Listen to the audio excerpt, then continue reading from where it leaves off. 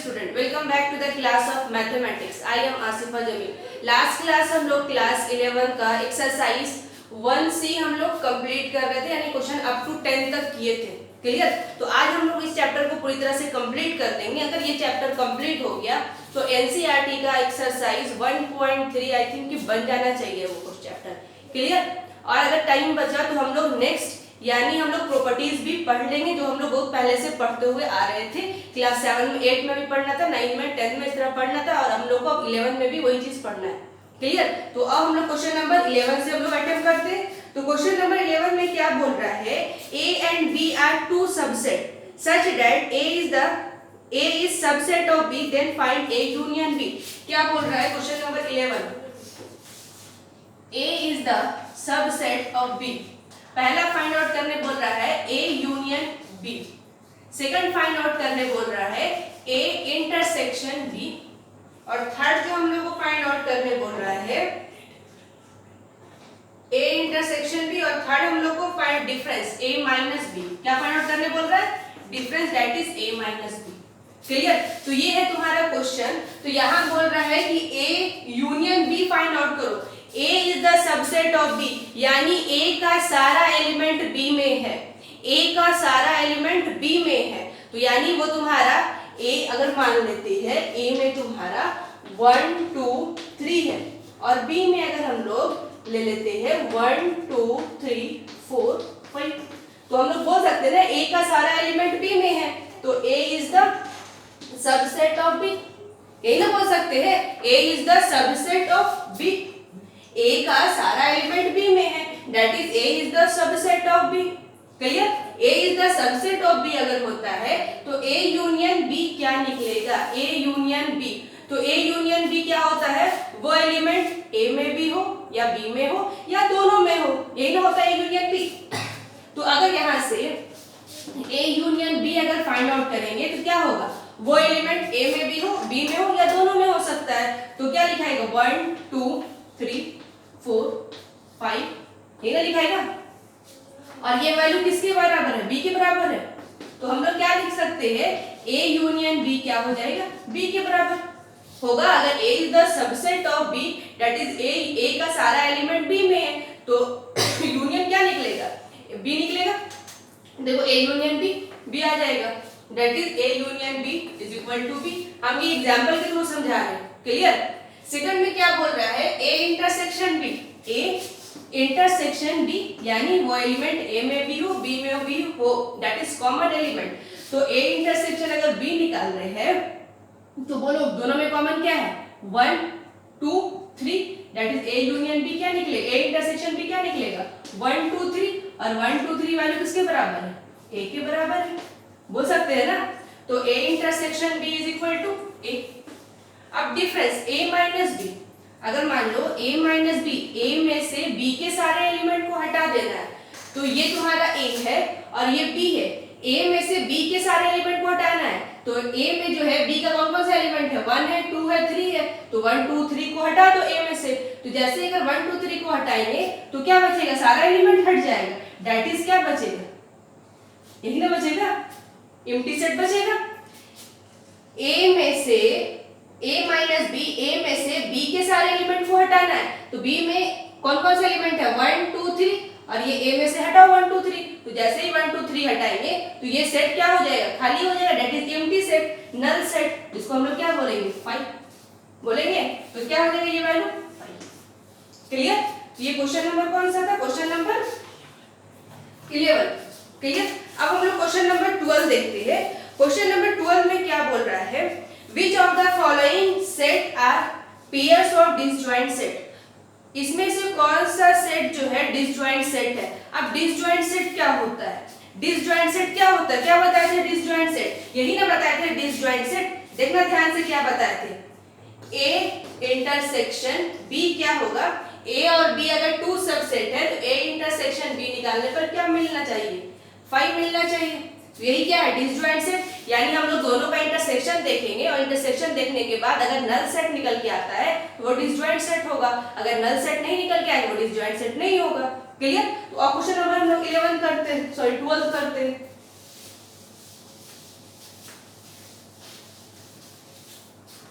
Question number 12,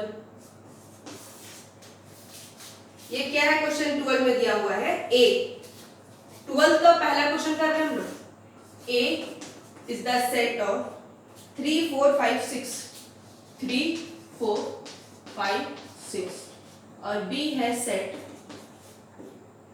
2 5 7 9, 2 5 7 9, ये है।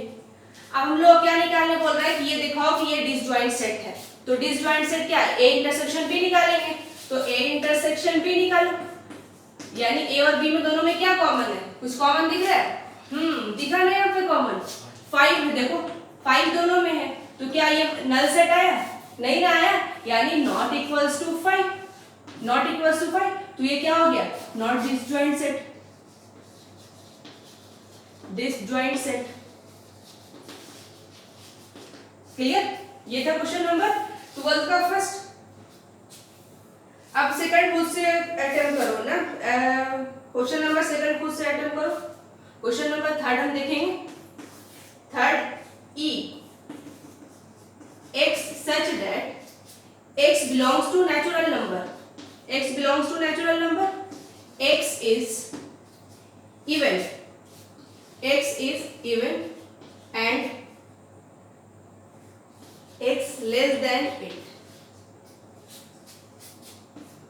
Second set दिया हुआ है x such that x belongs to, sorry, x is equal to 3n, n belongs to natural number, n belongs to natural number and n less than 4, ये है question.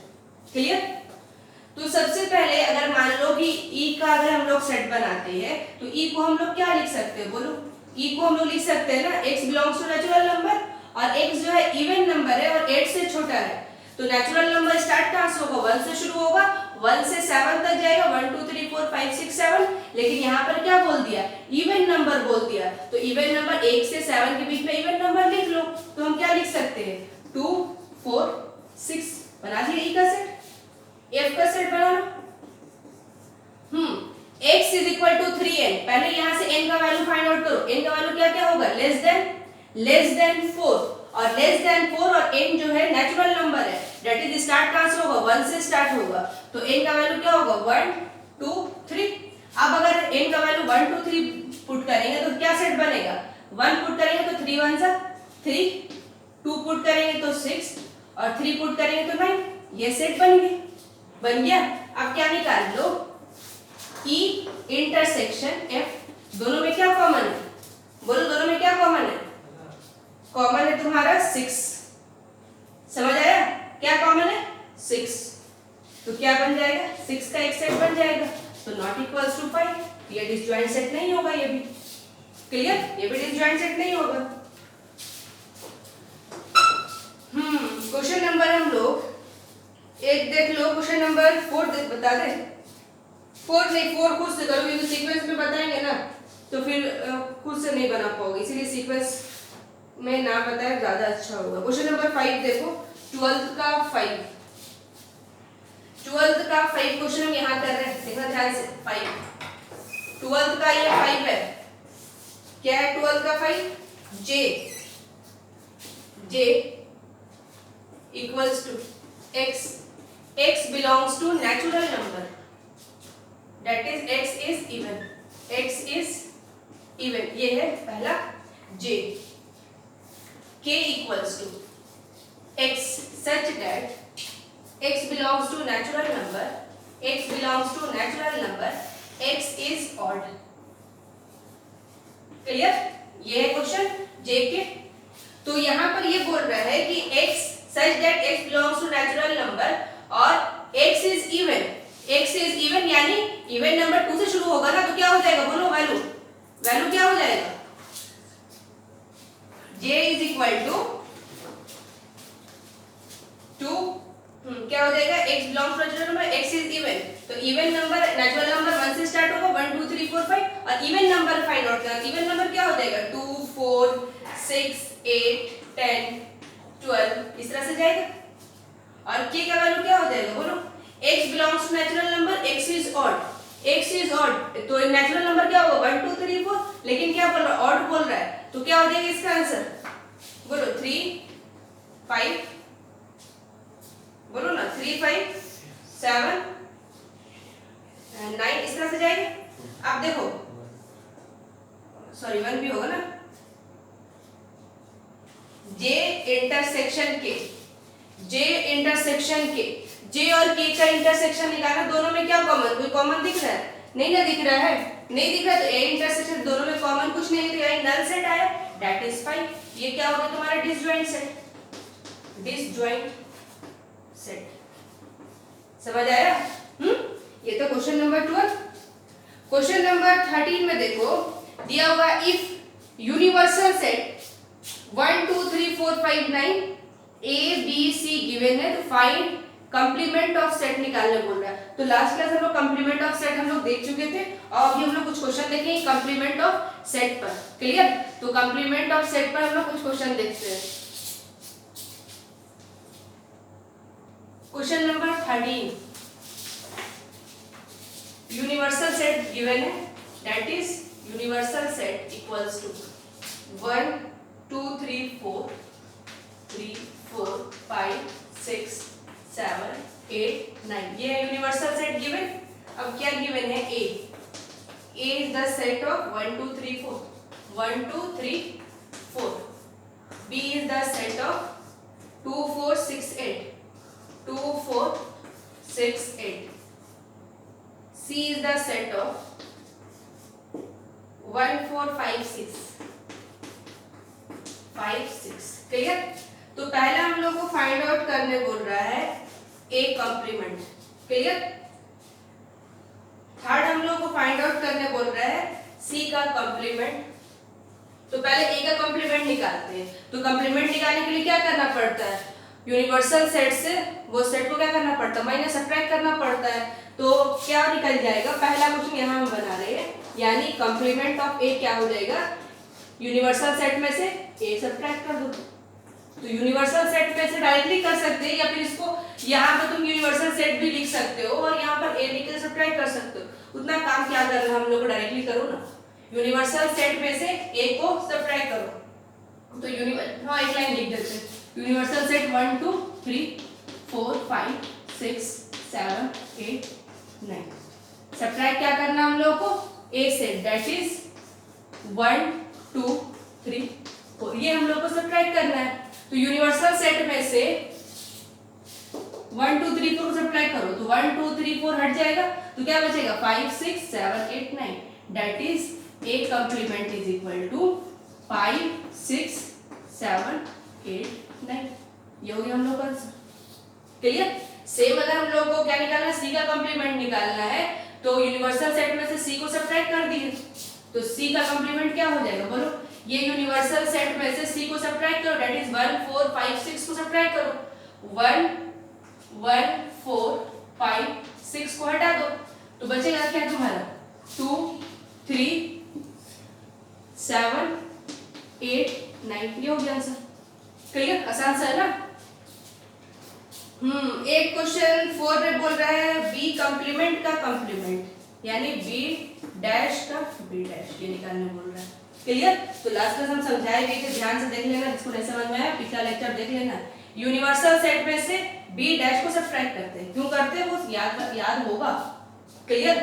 तो universal set, अच्छा B dash तो नहीं निकाले ना अभी, B dash नहीं ना निकाले, बी का कॉम्प्लीमेंट नहीं निकाले, वो निकाल देते बी का कॉम्प्लीमेंट, यहाँ निकाल देते, यानी क्वेश्चन नंबर सेकंड भी करना पड़ेगा। सेकंड में क्या करने बोल रहा है, बी का complement that is universal minus B करना पड़ेगा। तो यूनिवर्सल में से बी को सब्ट्रैक्ट करो, तो ये यूनिवर्सल सेट में से बी को सब्ट्रैक्ट करो, दैट इज 2 हटेगा 4 हटेगा और क्या हटेगा 6 8, और जो बचा वो लिख दो, दैट इज 1 3 5 7 8 9, सॉरी 1 3 5 7 9, 1 3 5 7 9, ये हो गया बी कॉम्प्लीमेंट।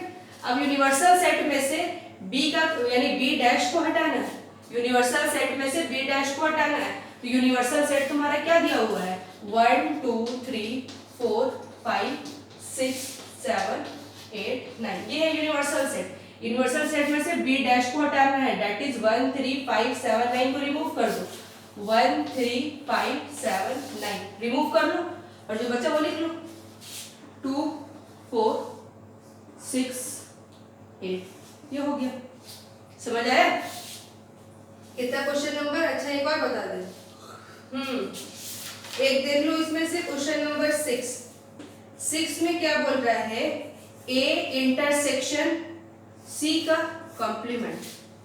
क्या निकालने बोल रहा है, ए इंटरसेक्शन सी का complement, that is universal minus this A intersection C. ये करना पड़ेगा ना, तो पहले क्या निकालना पड़ेगा, ए इंटरसेक्शन सी, तो साइड में निकालो ए इंटरसेक्शन सी, अदरवाइज यहीं पर भी निकालना, कोई दिक्कत नहीं है। ए इंटरसेक्शन सी, ए और सी का इंटरसेक्शन दोनों में क्या है कॉमन, दोनों में कॉमन क्या है, 1 कॉमन है, 1 है कॉमन और 4 है कॉमन, और नहीं ना, चलो ए इंटरसेक्शन सी क्या हो जाएगा, 1 4, ए intersection C.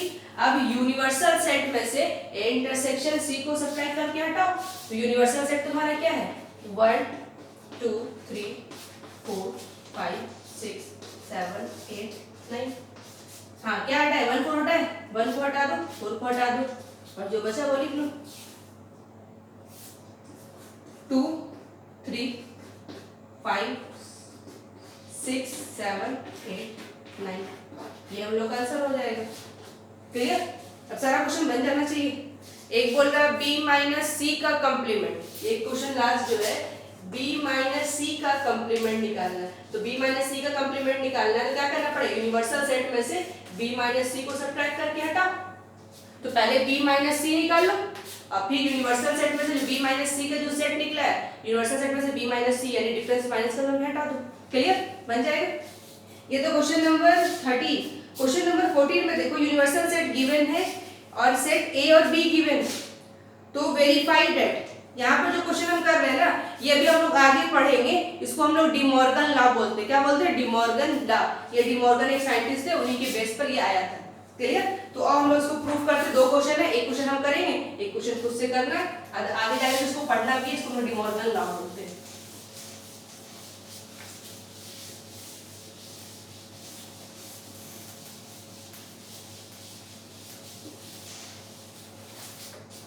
Question number 14,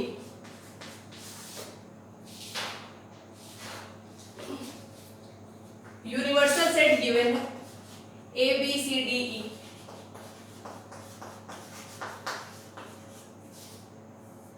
set A given है ए बी सी,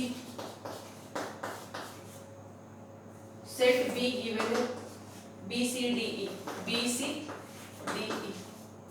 वेरीफाई करना है, वेरीफाई क्या करना, पहला क्वेश्चन ये है, ए यूनियन बी का complement equals to A complement intersection B complement आपस में इक्वल होगा। इसको भी याद भी रखना, इसको याद भी रखना है, वो भी हम लोग देख लेंगे क्वेश्चन वैल्यू पुट कर करके, और आगे जाके हम लोग इसी को क्या बोलेंगे, डिमॉर्गन लॉ बोलते हैं। चलिए, तो अब हम लोग पहले ए यूनियन बी का कॉम्प्लीमेंट निकालते हैं। तो ए यूनियन बी का कॉम्प्लीमेंट निकालने के लिए क्या करना पड़ेगा, यूनिवर्सल सेट में से ए यूनियन बी सब्ट्रैक्ट करो, ए यूनियन बी, यही ना करेंगे। तो ए यूनियन बी पहले हम लोग को फाइंड आउट करना पड़ेगा, ए यूनियन बी हम लोग को पहले क्या करना पड़ेगा, फाइंड आउट। तो ए यूनियन बी क्या निकलेगा, बोलो, A union B, A union B क्या हो जाएगा, A B C D E, A B C D E. अब यूनिवर्सल सेट, यूनिवर्सल सेट क्या है, A B C D E, A B C D E minus A union B क्या निकाले, ए B C D ई। अभी universal set में से ए union B को subtract करके हटाओ, तो देखो अगर यूनिवर्सल सेट में से ये वाला वैल्यू माइनस करके हटाएंगे तो ये सारा हट जाएगा, देखो सब हट जाएगा, हटेगा ना। इसमें क्या है, ए है, यहाँ से ए हटाना पड़ेगा, इसमें बी है, बी हटाना पड़ेगा, सी है तो सी हटाओ, डी है तो डी हटाओ, ई है तो ई हटाओ, तो पूरा सेट ही हट गया, दैट इज क्या बचा, नल सेट, फाइन। क्लियर। अब ए इंटरसेक्शन यानी A complement intersection B complement निकालना है। क्लियर। तो सबसे पहले हम क्या करेंगे, ए कॉम्प्लीमेंट निकालेंगे, ए कॉम्प्लीमेंट ए माइन यूनिवर्सल सेट माइनस ए, तो यूनिवर्सल सेट में से ए को सब्ट्रैक्ट करो, ये यूनिवर्सल सेट में से ए का वैल्यू हटाओ, ए बी सी हट जाएगा, क्या बचा डी ई, डी ई।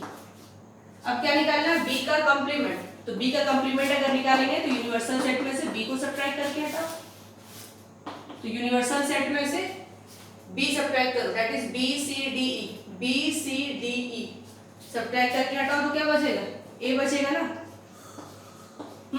अब दोनों का इंटरसेक्शन निकालना है, ए कंप्लीमेंट और बी कंप्लीमेंट का इंटरसेक्शन दैट इज कॉमन निकालना है, तो दोनों में क्या कॉमन है, देखो कोई कॉमन नहीं है, दैट इज 5।